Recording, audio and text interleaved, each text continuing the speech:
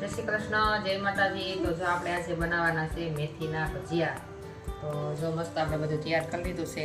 જો આમાં છે ને મેથી છે અને કોથમીર છે અને આદુ છે ને આપણે ખમણી લેવાનું છે। તે આદુ ખમણી લઈશું આમાં, અને તે પહેલાં આપણે મરચાં કટિંગ કરી લઈએ।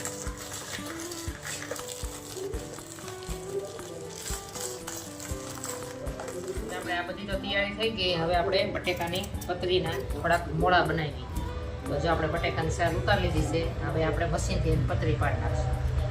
તો જો આપણે આ મશીન છે તો મશીનથી આપણે સાલથી ઉતારીને આવી રીતના પતરી પાડી લઈએ। ફટાફટ થઈ જાય એક હાથથી બધી પતરી પડે।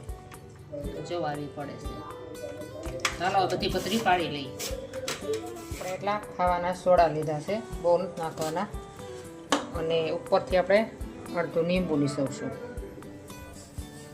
એટલે સરસ આથો આવી જાય। આપણે અત્યારે બનાવવાના છે ને,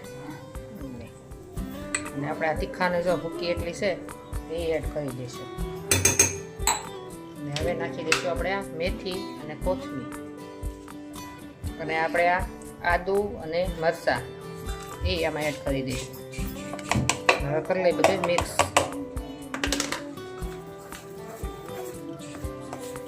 આપણે મસ્ત મસ્ત હવે ભજીયા મેથીના પડવા મળ્યા।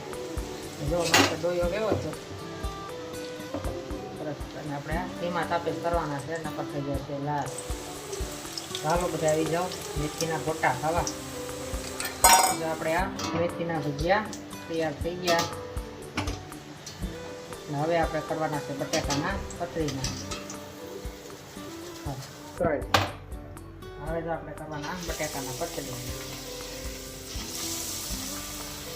બટેકા પૂરી છે ઘણા, પતરી છે આપણે બટેકા પૂરી। અને આપણે મેથીના થઈ ગયા છે તૈયાર।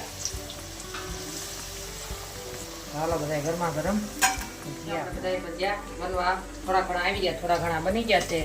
તો હાલો હવે બધા ભજીયા ખાવા। અમારો વિડીયો સારો લાગ્યો તો લાઈક, શેર અને નવા હોય તો સબસ્ક્રાઈબ કરવાનું ભૂલતા નહીં। આવજો, જય માતાજી।